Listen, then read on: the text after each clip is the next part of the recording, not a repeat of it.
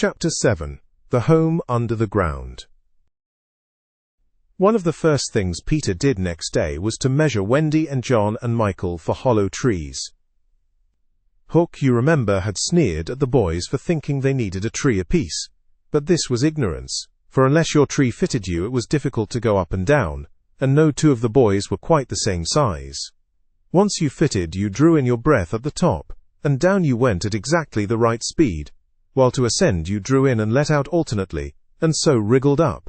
Of course, when you have mastered the action, you are able to do these things without thinking of them, and nothing can be more graceful. But you simply must fit, and Peter measures you for your tree as carefully as for a suit of clothes, the only difference being that the clothes are made to fit you, while you have to be made to fit the tree. Usually it is done quite easily, as by your wearing too many garments or too few, but if you are bumpy in awkward places, or the only available tree is an odd shape, Peter does some things to you, and after that you fit. Once you fit, great care must be taken to go on fitting, and this, as Wendy was to discover to her delight, keeps a whole family in perfect condition. Wendy and Michael fitted their trees at the first try, but John had to be altered a little. After a few days' practice they could go up and down as gaily as buckets in a well, and how ardently they grew to love their home under the ground, especially Wendy. It consisted of one large room, as all houses should do, with a floor in which you could dig if you wanted to go fishing, and in this floor grew stout mushrooms of a charming color, which were used as stools. A never tree tried hard to grow in the center of the room, but every morning they sawed the trunk through, level with the floor. By tea time it was always about 2 feet high, and then they put a door on top of it, the whole thus becoming a table. As soon as they cleared away, they sawed off the trunk again, and thus there was more room to play. There was an enormous fireplace which was in almost any part of the room where you cared to light it, and across this Wendy stretched strings, made of fiber, from which she suspended her washing. The bed was tilted against the wall by day, and let down at 6:30, when it filled nearly half the room, and all the boys slept in it, except Michael, lying like sardines in a tin. There was a strict rule against turning round until one gave the signal, when all turned at once. Michael should have used it also, but Wendy would have a baby, and he was the littlest, and you know what women are, and the short and long of it is that he was hung up in a basket.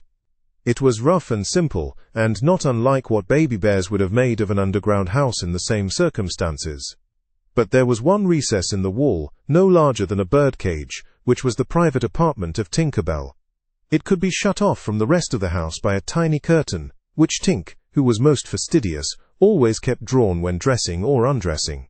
No woman, however large, could have had a more exquisite boudoir and bedchamber combined. The couch, as she always called it, was a genuine Queen Mab, with club legs, and she varied the bedspreads according to what fruit blossom was in season. Her mirror was a Puss in Boots, of which there are now only 3 unchipped, known to fairy dealers. The washstand was pie crust and reversible, the chest of drawers an authentic Charming VI, and the carpet and rugs the best, the early period of Marjorie and Robin. There was a chandelier from Tiddlywinks for the look of the thing, but of course she lit the residence herself. Tink was very contemptuous of the rest of the house, as indeed was perhaps inevitable, and her chamber, though beautiful, looked rather conceited, having the appearance of a nose permanently turned up. I suppose it was all especially entrancing to Wendy, because those rampageous boys of hers gave her so much to do. Really there were whole weeks when, except perhaps with a stocking in the evening, she was never above ground. The cooking, I can tell you, kept her nose to the pot, and even if there was nothing in it, even if there was no pot, she had to keep watching that it came a-boil just the same. You never exactly knew whether there would be a real meal, or just a make-believe. It all depended upon Peter's whim. He could eat, really eat, if it was part of a game, but he could not stodge just to feel stodgy, which is what most children like better than anything else. The next best thing being to talk about it. Make-believe was so real to him that during a meal of it you could see him getting rounder. Of course it was trying, but you simply had to follow his lead, and if you could prove to him that you were getting loose for your tree, he let you stodge. Wendy's favorite time for sewing and darning was after they had all gone to bed. Then, as she expressed it, she had a breathing time for herself, and she occupied it in making new things for them and putting double pieces on the knees, for they were all most frightfully hard on their knees. When she sat down to a basketful of their stockings, every heel with a hole in it, she would fling up her arms and exclaim, "Oh dear, I am sure I sometimes think spinsters are to be envied." Her face beamed when she exclaimed this. You remember about her pet wolf? Well, it very soon discovered that she had come to the island, and it found her out, and they just ran into each other's arms. After that, it followed her about everywhere. As time wore on, did she think much about the beloved parents she had left behind her? This is a difficult question, because it is quite impossible to say how time does wear on in the Neverland, where it is calculated by moons and suns, and there are ever so many more of them than on the mainland. But I am afraid that Wendy did not really worry about her father and mother. She was absolutely confident that they would always keep the window open for her to fly back by, and this gave her complete ease of mind. What did disturb her at times was that John remembered his parents vaguely only, as people he had once known, while Michael was quite willing to believe that she was really his mother. These things scared her a little, and nobly anxious to do her duty, she tried to fix the old life in their minds by setting them examination papers on it, as like as possible to the ones she used to do at school. The other boys thought this awfully interesting, and insisted on joining, and they made slates for themselves, and sat round the table, writing and thinking hard about the questions she had written on another slate and passed round. They were the most ordinary questions. What was the color of mother's eyes? Which was taller, father or mother? Was mother blonde or brunette? Answer all three questions if possible. A. Write an essay of not less than 40 words on how I spent my last holidays, or the characters of father and mother compared. Only one of these to be attempted. Or 1. Describe mother's laugh. 2. Describe father's laugh. 3. Describe mother's party dress. 4. Describe the kennel and its inmate. They were just everyday questions like these, and when you could not answer them, you were told to make a cross. And it was really dreadful what a number of crosses even John made. Of course, the only boy who replied to every question was Slightly, and no one could have been more hopeful of coming out first. But his answers were perfectly ridiculous, and he really came out last. A melancholy thing. Peter did not compete. For one thing, he despised all mothers except Wendy, and for another, he was the only boy on the island who could neither write nor spell. Not the smallest word. He was above all that sort of thing. By the way, the questions were all written in the past tense. What was the color of mother's eyes, and so on. Wendy, you see, had been forgetting too. Adventures, of course, as we shall see, were of daily occurrence. But about this time, Peter invented, with Wendy's help, a new game that fascinated him enormously, until he suddenly had no more interest in it, which, as you have been told, was what always happened with his games. It consisted in pretending not to have adventures, in doing the sort of thing John and Michael had been doing all their lives, sitting on stools, flinging balls in the air, pushing each other, going out for walks, and coming back without having killed so much as a grizzly. To see Peter doing nothing on a stool was a great sight. He could not help looking solemn at such times. To sit still seemed to him such a comic thing to do. He boasted that he had gone walking for the good of his health. For several suns these were the most novel of all adventures to him, and John and Michael had to pretend to be delighted also, otherwise he would have treated them severely. He often went out alone, and when he came back you were never absolutely certain whether he had had an adventure or not. He might have forgotten it so completely that he said nothing about it, and then when you went out you found the body. And on the other hand, he might say a great deal about it, and yet you could not find the body. Sometimes he came home with his head bandaged, and then Wendy cooed over him and bathed it in lukewarm water, while he told a dazzling tale. But she was never quite sure, you know. There were, however, many adventures which she knew to be true because she was in them herself, and there were still more that were at least partly true, for the other boys were in them and said they were wholly true. To describe them all would require a book as large as an Latin-English dictionary, and the most we can do is to give one as a specimen of an average hour on the island. The difficulty is which one to choose. Should we take the brush with the Redskins at Slightly Gulch? It was a sanguinary affair, and especially interesting as showing one of Peter's peculiarities, which was that in the middle of a fight he would suddenly change sides. At the Gulch, when victory was still in the balance, sometimes leaning this way and sometimes that. He called out, "I'm Redskin today, what are you, Tootles?" Then Tootles answered, "Redskin, what are you, Nibs?" And Nibs said, "Redskin, what are you, Twin?" And so on. And they were all Redskins. And of course this would have ended the fight, had not the real Redskins, fascinated by Peter's methods, agreed to be lost boys for that once. And so at it they all went again, more fiercely than ever. The extraordinary upshot of this adventure was, but we have not decided yet that this is the adventure we are to narrate. Perhaps a better one would be the night attack by the Redskins on the house under the ground, when several of them stuck in the hollow trees and had to be pulled out like corks. Or we might tell how Peter saved Tiger Lily's life in the Mermaid's Lagoon, and so made her his ally. Or we could tell of that cake the pirates cooked so that the boys might eat it and perish, and how they placed it in one cunning spot after another. But always, Wendy snatched it from the hands of her children, so that in time it lost its succulence, and became as hard as a stone, and was used as a missile, and Hook fell over it in the dark. Or suppose we tell of the birds that were Peter's friends, particularly of the Never bird that built in a tree overhanging the lagoon, and how the nest fell into the water.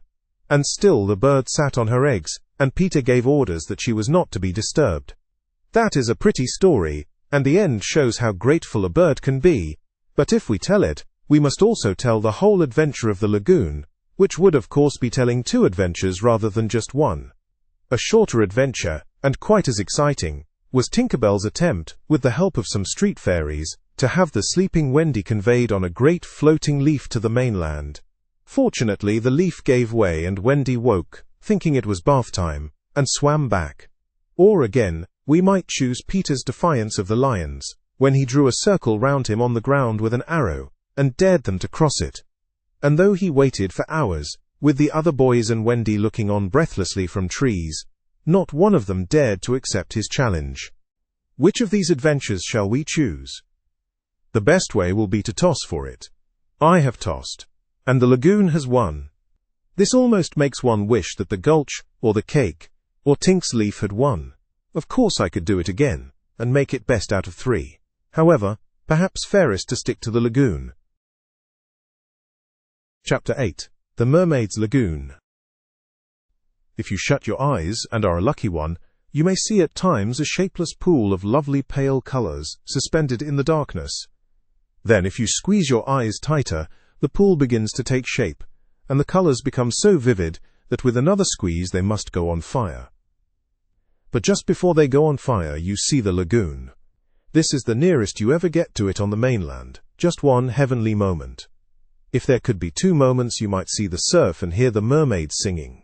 The children often spent long summer days on this lagoon, swimming or floating most of the time, playing the mermaid games in the water, and so forth. You must not think from this that the mermaids were on friendly terms with them. On the contrary, it was among Wendy's lasting regrets that all the time she was on the island, she never had a civil word from one of them. When she stole softly to the edge of the lagoon, she might see them by the score, especially on Marooners Rock, where they loved to bask, combing out their hair in a lazy way that quite irritated her. Or she might even swim, on tiptoe as it were, to within a yard of them, but then they saw her and dived, probably splashing her with their tails, not by accident, but intentionally. They treated all the boys in the same way, except of course Peter, who chatted with them on Marooners Rock by the hour, and sat on their tails when they got cheeky. He gave Wendy one of their combs. The most haunting time at which to see them is at the turn of the moon, when they utter strange wailing cries. But the lagoon is dangerous for mortals then, and until the evening of which we have now to tell, Wendy had never seen the lagoon by moonlight, less from fear, for of course Peter would have accompanied her, than because she had strict rules about everyone being in bed by 7. She was often at the lagoon, however, on sunny days after rain, when the mermaids come up in extraordinary numbers to play with their bubbles. The bubbles of many colors made in rainbow water they treat as balls, hitting them gaily from one to another with their tails, and trying to keep them in the rainbow till they burst. The goals are at each end of the rainbow, and the keepers only are allowed to use their hands. Sometimes a dozen of these games will be going on in the lagoon at a time, and it is quite a pretty sight. But the moment the children tried to join in, they had to play by themselves, for the mermaids immediately disappeared. Nevertheless, we have proof that they secretly watched the interlopers, and were not above taking an idea from them. For John introduced a new way of hitting the bubble, with the head instead of the hand, and the mermaids adopted it. This is the one mark that John has left on the Neverland. It must also have been rather pretty to see the children resting on a rock for half an hour after their midday meal. Wendy insisted on their doing this, and it had to be a real rest, even though the meal was make-believe. So they lay there in the sun, and their bodies glistened in it, while she sat beside them and looked important. It was one such day, and they were all on Maruna's rock.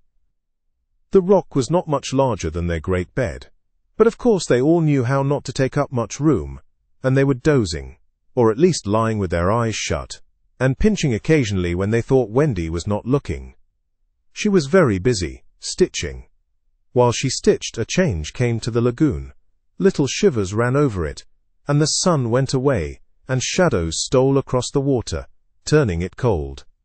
Wendy could no longer see to thread her needle, and when she looked up, the lagoon that had always hitherto been such a laughing place, seemed formidable and unfriendly.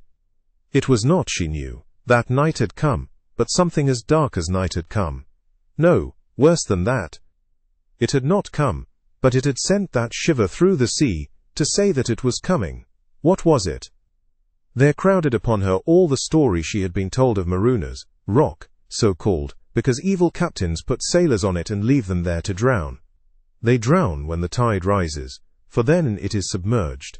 Of course she should have roused the children at once, not merely because of the unknown that was stalking toward them, but because it was no longer good for them to sleep on a rock grown chilly. But she was a young mother, and she did not know this. She thought you simply must stick to your rule about half an hour after the midday meal. So though fear was upon her, and she longed to hear male voices, she would not waken them. Even when she heard the sound of muffled oars, though her heart was in her mouth, she did not waken them.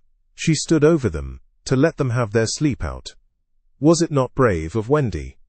It was well for those boys then, that there was one among them who could sniff danger even in his sleep. Peter sprang erect, as wide awake at once as a dog, and with one warning cry he roused the others. He stood motionless, one hand to his ear. "Pirates!" he cried. The others came closer to him. A strange smile was playing about his face, and Wendy saw it, and shuddered. While that smile was on his face, no one dared address him. All they could do was to stand ready to obey. The order came sharp and incisive. "Dive!" There was a gleam of legs, and instantly the lagoon seemed deserted. Maruna's rock stood alone in the forbidding waters, as if it were itself marooned. The boat drew nearer. It was the pirate dinghy, with 3 figures in her, Smee and Starkey, and the third, a captive, no other than Tiger Lily. Her hands and ankles were tied, and she knew what was to be her fate. She was to be left on the rock to perish, an end to one of her race more terrible than death by fire or torture. For is it not written in the book of the tribe that there is no path through water to the happy hunting ground? Yet her face was impassive. She was the daughter of a chief. She must die as a chief's daughter. It is enough. They had caught her boarding the pirate ship with a knife in her mouth. No watch was kept on the ship, it being Hook's boast that the wind of his name guarded the ship for a mile around. Now her fate would help to guard it also. One more whale would go the round in that wind by night. In the gloom that they brought with them, the 2 pirates did not see the rock till they crashed into it. "Luff, you lubber!" cried an Irish voice that was Smee's. "Here's the rock. Now then, what we have to do is to hoist the redskin onto it and leave her here to drown." It was the work of one brutal moment to land the beautiful girl on the rock. She was too proud to offer a vain resistance. Quite near the rock, but out of sight, 2 heads were bobbing up and down, Peter's and Wendy's. Wendy was crying, for it was the first tragedy she had seen. Peter had seen many tragedies, but he had forgotten them all. He was less sorry than Wendy for Tiger Lily. It was 2 against 1 that angered him, and he meant to save her. An easy way would have been to wait until the pirates had gone, but he was never one to choose the easy way. There was almost nothing he could not do, and he now imitated the voice of Hook. "Ahoy there, you lubbers!" he called. It was a marvelous imitation. "The captain," said the pirates, staring at each other in surprise. "He must be swimming out to us," Starkey said, when they had looked for him in vain. "We are putting the redskin on the rock," Smee called out. "Set her free," came the astonishing answer. "Free?" "Yes, cut her bonds and let her go." "But, Captain—" "At once, do you hear?" cried Peter, "or I'll plunge my hook in you." "This is queer," Smee gasped.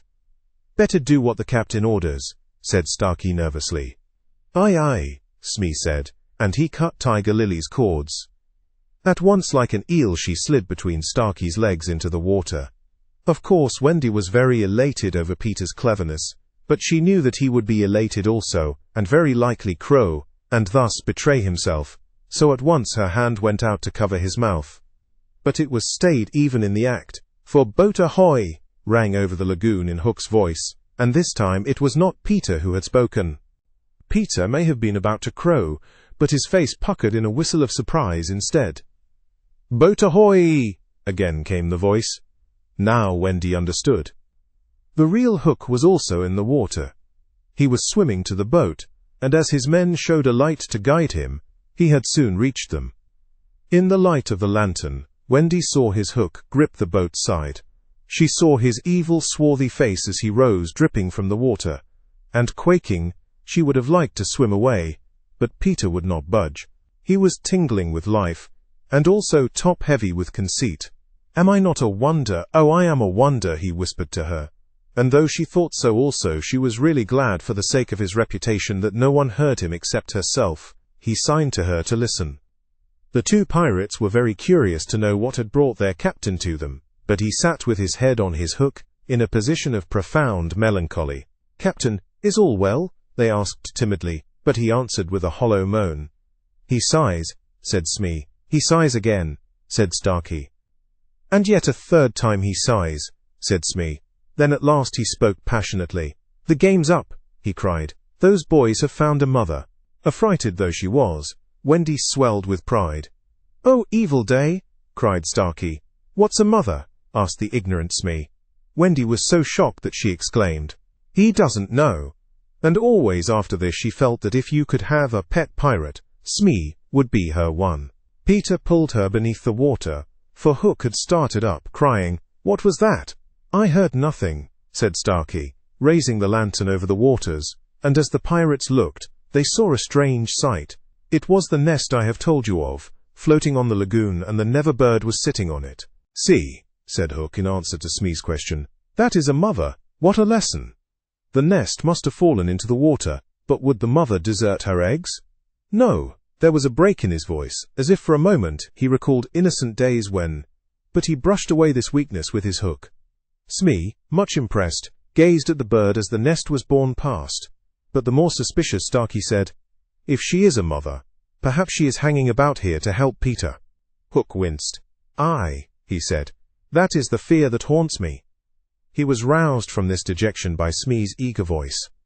"Captain," said Smee, "could we not kidnap these boys' mother, and make her our mother?" "It is a princely scheme," cried Hook, and at once it took practical shape in his great brain. "We will seize the children and carry them to the boat. The boys we will make walk the plank, and Wendy shall be our mother." Again Wendy forgot herself. "Never!" she cried, and bobbed. "What was that?" But they could see nothing. They thought it must have been a leaf in the wind. "Do you agree, my bullies?" asked Hook. "There is my hand on it," they both said. "And there is my hook. Swear." They all swore. By this time they were on the rock, and suddenly Hook remembered Tiger Lily. "Where is the redskin?" he demanded abruptly.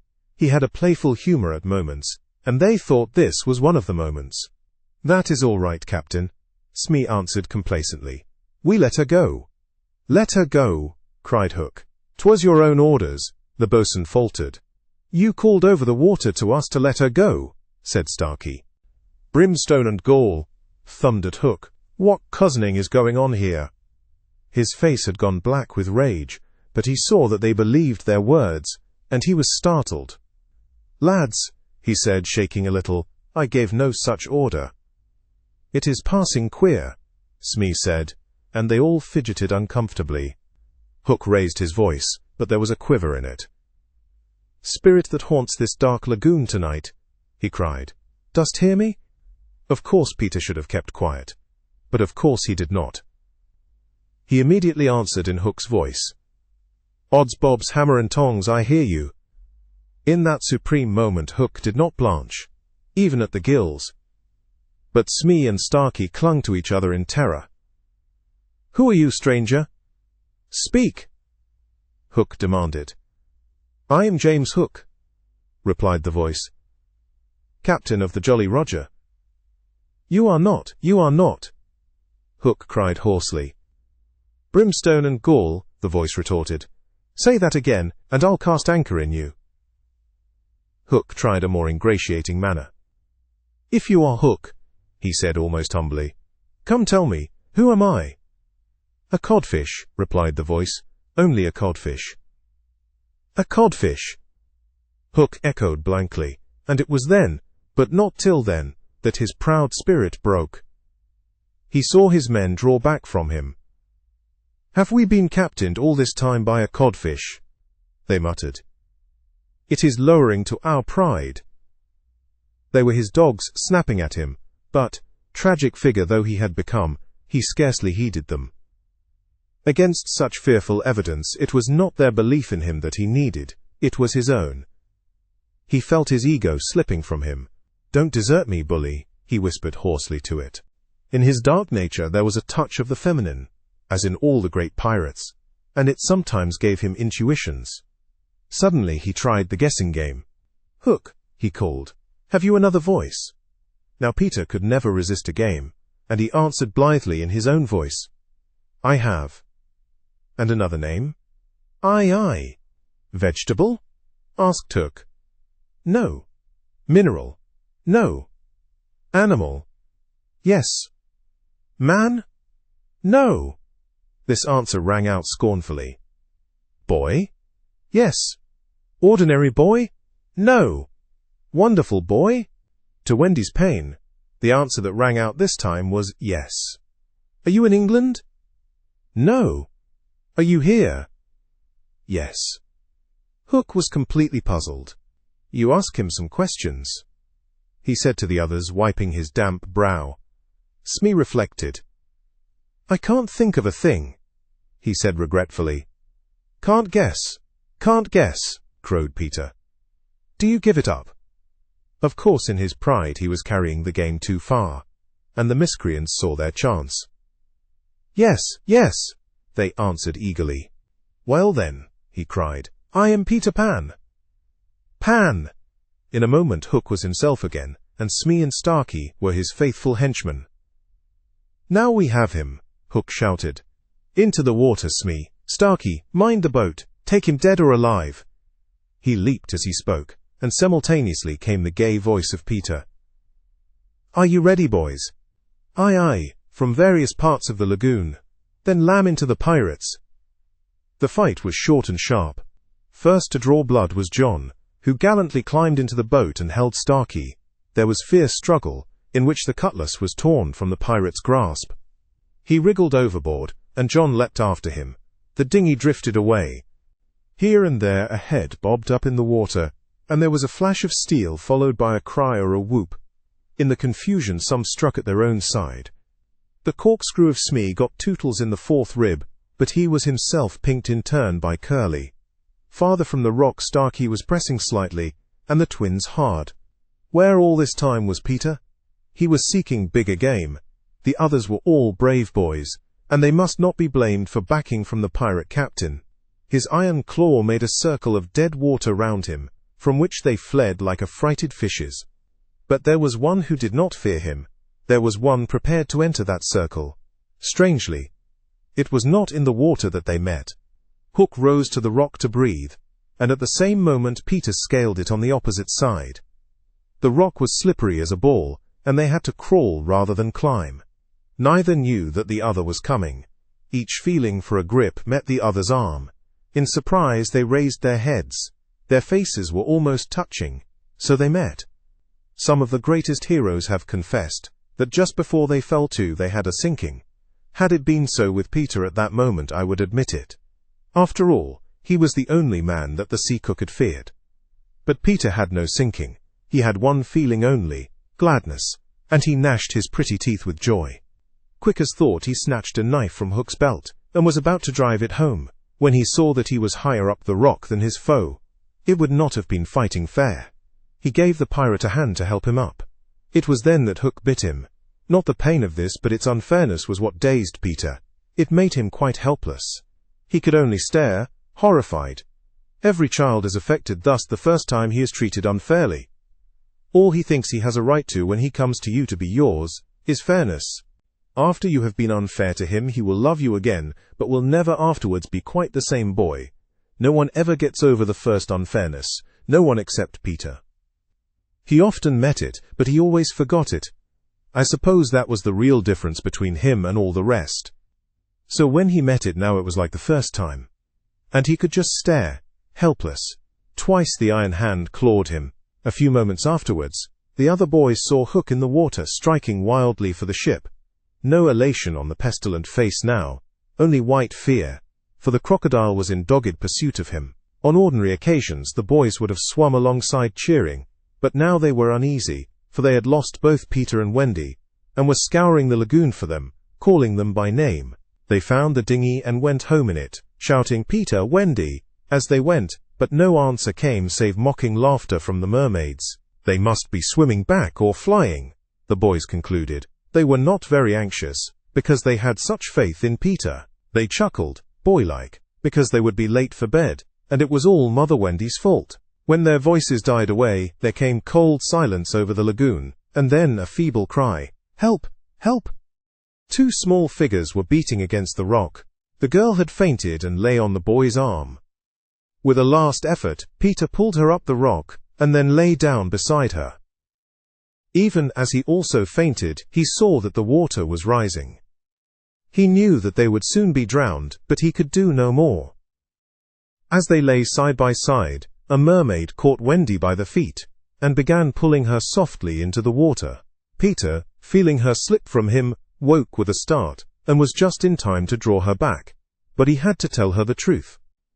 "We are on the rock, Wendy," he said, "but it is growing smaller. Soon the water will be over it." She did not understand even now. "We must go," she said, almost brightly. "Yes," he answered faintly. "Shall we swim or fly, Peter?" He had to tell her. "Do you think you could swim or fly as far as the island, Wendy, without my help?" She had to admit that she was too tired. He moaned. "What is it?" she asked, anxious about him at once. "I can't help you, Wendy. Hook wounded me. I can neither fly nor swim." "Do you mean we shall both be drowned?" "Look how the water is rising." They put their hands over their eyes to shut out the sight. They thought there would soon be no more. As they sat thus, something brushed against Peter as light as a kiss, and stayed there, as if saying timidly, "Can I be of any use?" It was the tail of a kite which Michael had made some days before. It had torn itself out of his hand and floated away. "Michael's kite," Peter said without interest. But next moment he had seized the tail, and was pulling the kite toward him. "It lifted Michael off the ground," he cried. "Why should it not carry you? Both of us." "It can't lift two," Michael and Curly tried. "Let us draw lots," Wendy said bravely. "And you a lady? Never." Already he had tied the tail round her. She clung to him. She refused to go without him. But with a "Goodbye, Wendy," he pushed her from the rock, and in a few minutes she was borne out of his sight. Peter was alone on the lagoon. The rock was very small now. Soon it would be submerged. Pale rays of light tiptoed across the waters, and by there was to be heard a sound at once the most musical and the most melancholy in the world, the mermaids calling to the moon. Peter was not quite like other boys, but he was afraid at last. A tremor ran through him, like a shudder passing over the sea. But on the sea one shudder follows another till there are hundreds of them, and Peter felt just the one. Next moment he was standing erect on the rock again, with that smile on his face and a drum beating within him. It was saying, "To die will be an awfully big adventure." Chapter 9. The Never Bird. The last sound Peter heard before he was quite alone were the mermaids retiring one by one to their bedchambers under the sea. He was too far away to hear their doors shut, but every door in the coral caves where they live rings a tiny bell when it opens or closes, as in all the nicest houses on the mainland, and he heard the bells. Steadily the waters rose till they were nibbling at his feet, and to pass the time until they made their final gulp, he watched the only thing on the lagoon. He thought it was a piece of floating paper, perhaps part of the kite, and wondered idly how long it would take to drift ashore. Presently he noticed as an odd thing that it was undoubtedly out upon the lagoon with some definite purpose, for it was fighting the tide and sometimes winning. And when it won, Peter, always sympathetic to the weaker side, could not help clapping. It was such a gallant piece of paper. It was not really a piece of paper, it was the Neverbird, making desperate efforts to reach Peter on the nest. By working her wings, in a way she had learned since the nest fell into the water, she was able to some extent to guide her strange craft, but by the time Peter recognized her she was very exhausted. She had come to save him, to give him her nest, though there were eggs in it. I rather wonder at the bird, for though he had been nice to her, he had also sometimes tormented her. I can suppose only that, like Mrs. Darling and the rest of them, she was melted because he had all his first teeth. She called out to him what she had come for, and he called out to her what she was doing there. But of course, neither of them understood the other's language. In fanciful stories people can talk to the birds freely, and I wish for the moment I could pretend that this was such a story, and say that Peter replied intelligently to the Neverbird. But truth is best, and I want to tell you only what really happened. Well, not only could they not understand each other, but they forgot their manners. "I want you to get into the nest," the bird called, speaking as slowly and distinctly as possible, "and then you can drift ashore. But I am too tired to bring it any nearer, so you must try to swim to it." "What are you quacking about?" Peter answered. "Why don't you let the nest drift as usual?" "I want you," the bird said, and repeated it all over. Then Peter tried slow and distinct. "What are you quacking about?" and so on. The Neverbird became irritated. They have very short tempers. "You dunder-headed little jay," she screamed. "Why don't you do as I tell you?" Peter felt that she was calling him names, and at a venture he retorted hotly, "So are you." Then rather curiously they both snapped out the same remark. "Shut up! Shut up!" Nevertheless the bird was determined to save him if she could, and by one last mighty effort she propelled the nest against the rock. Then up she flew, deserting her eggs, so as to make her meaning clear.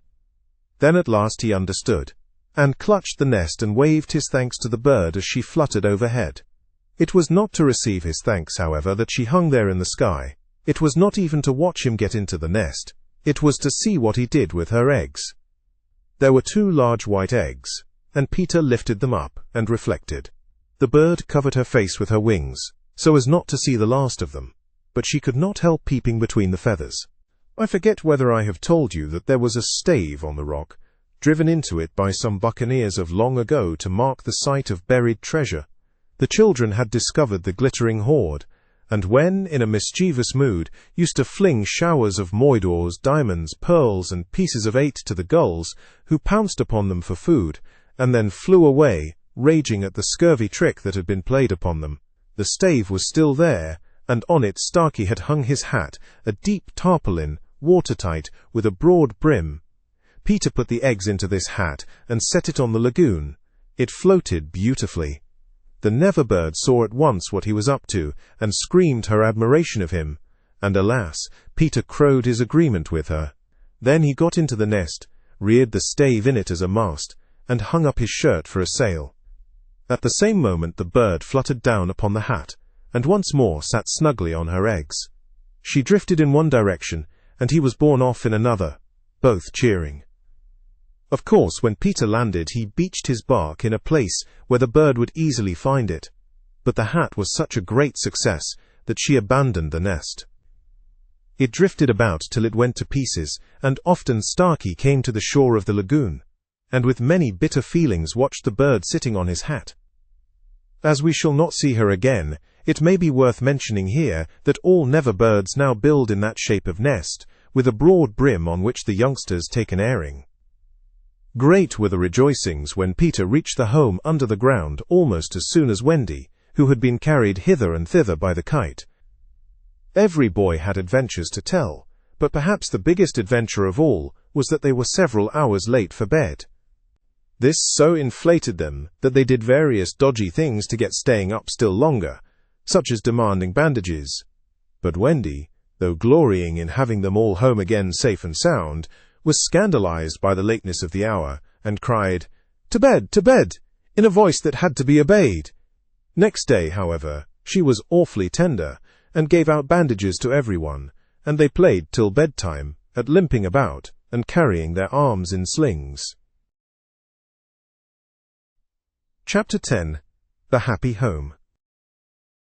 One important result of the brush on the lagoon was that it made the Redskins their friends. Peter had saved Tiger Lily from a dreadful fate, and now there was nothing she and her braves would not do for him. All night they sat above, keeping watch over the home under the ground, and awaiting the big attack by the pirates, which obviously could not be much longer delayed. Even by day they hung about, smoking the pipe of peace, and looking almost as if they wanted titbits to eat.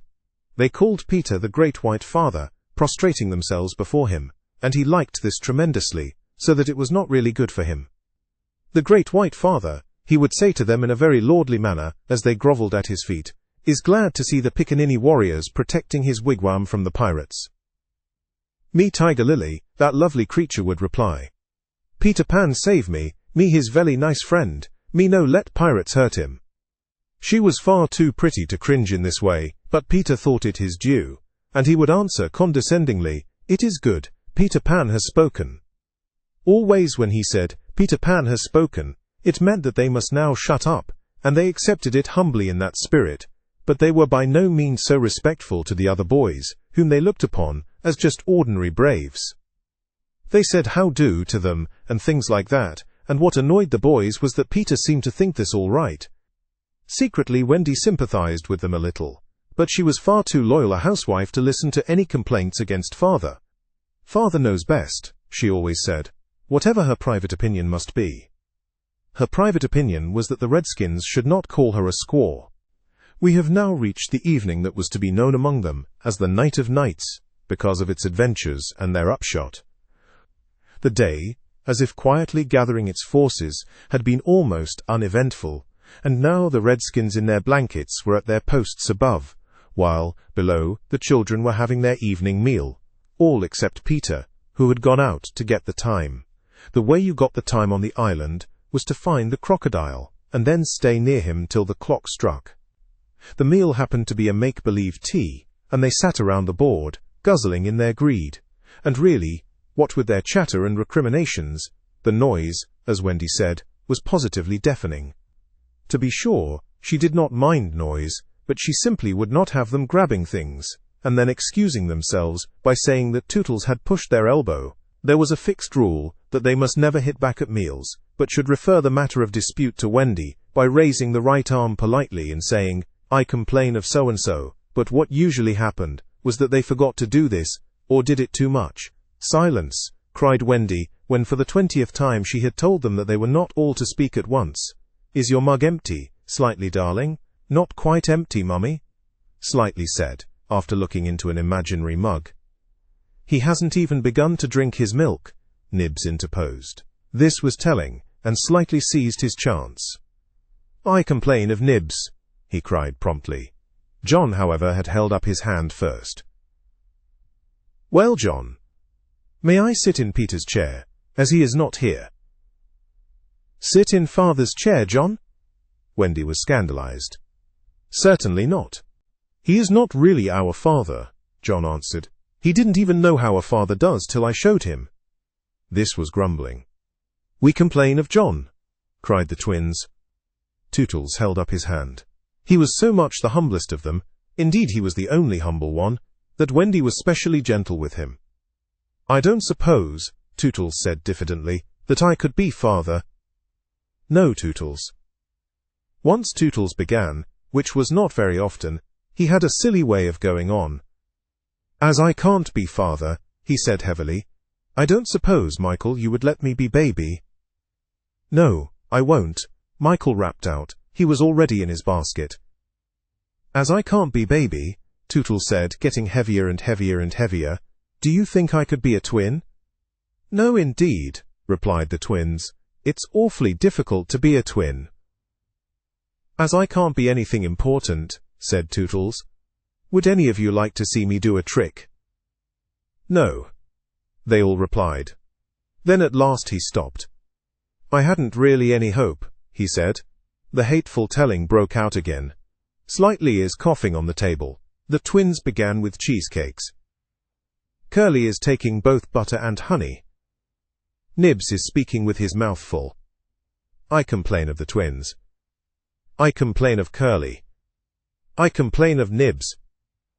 Oh dear, cried Wendy. "I'm sure I sometimes think that spinsters are to be envied." She told them to clear away, and sat down to her work basket, a heavy load of stockings and every knee with a hole in it as usual. "Wendy," remonstrated Michael, "I'm too big for a cradle." "I must have somebody in a cradle," she said almost tartly, "and you are the littlest. A cradle is such a nice homely thing to have about a house." While she sewed, they played around her. Such a group of happy faces and dancing limbs lit up by that romantic fire. It had become a very familiar scene, this, in the home under the ground, but we are looking on it for the last time. There was a step above, and Wendy, you may be sure, was the first to recognize it. "Children, I hear your father's step. He likes you to meet him at the door." Above, the redskins crouched before Peter. "Watch well, braves, I have spoken." And then, as so often before, the gay children dragged him from his tree. As so often before, but never again. He had brought nuts for the boys as well as the correct time for Wendy. "Peter, you just spoil them, you know," Wendy simpered. "Ah, old lady," said Peter, hanging up his gun. "It was me told him mothers are called old lady," Michael whispered to Curly. "I complain of Michael," said Curly instantly. The first twin came to Peter. "Father, we want to dance." "Dance away, my little man," said Peter, who was in high good humor. "But we want you to dance." Peter was really the best dancer among them, but he pretended to be scandalized. "Me? My old bones would rattle." "And Mummy too." "What?" cried Wendy, the mother of such an armful, dance? "But on a Saturday night," slightly insinuated. It was not really Saturday night, at least it may have been, for they had long lost count of the days. But always, if they wanted to do anything special, they said this was Saturday night, and then they did it. "Of course it is Saturday night, Peter," Wendy said, relenting. "People of our figure, Wendy. But it is only among our own progeny." "True, true."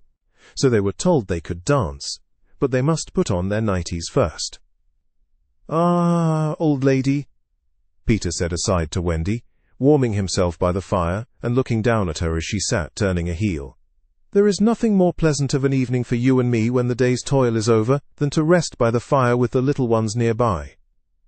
"It is sweet, Peter, isn't it?" Wendy said, frightfully gratified. "Peter, I think Curly has your nose."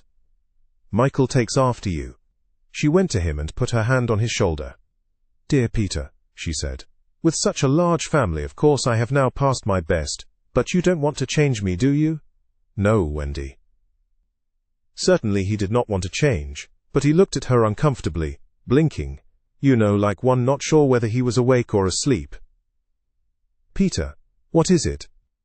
"I was just thinking," he said, a little scared. "It is only make-believe, isn't it, that I am their father?" "Oh yes," Wendy said primly.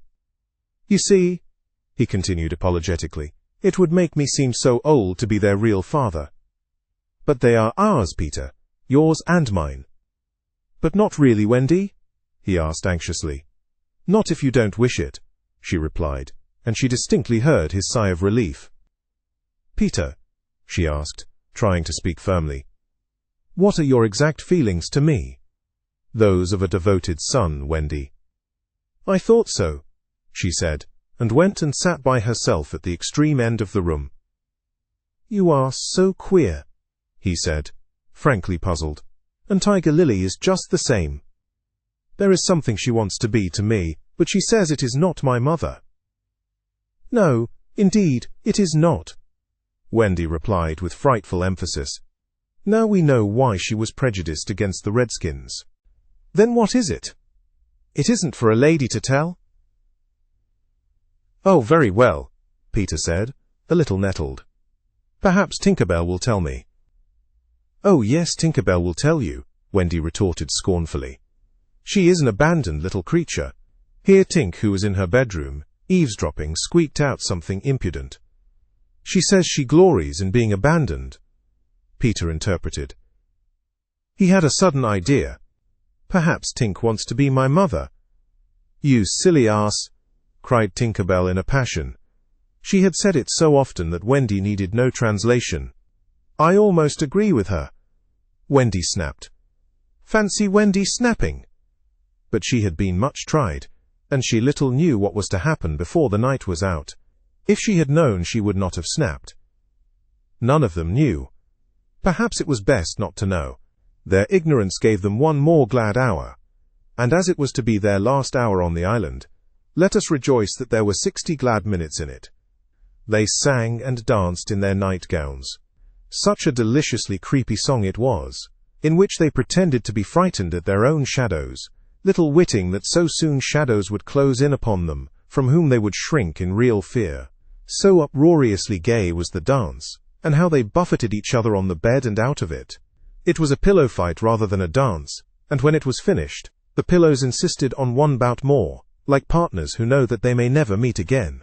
The stories they told, before it was time for Wendy's good-night story. Even Slightly tried to tell a story that night, but the beginning was so fearfully dull that it appalled not only the others but himself, and he said gloomily, "Yes, it is a dull beginning. I say, let us pretend that it is the end." And then, at last, they all got into bed for Wendy's story, the story they loved best, the story Peter hated. Usually when she began to tell this story, he left the room or put his hands over his ears. And possibly if he had done either of those things this time, they might all still be on the island. But tonight he remained on his stool. And we shall see what happened.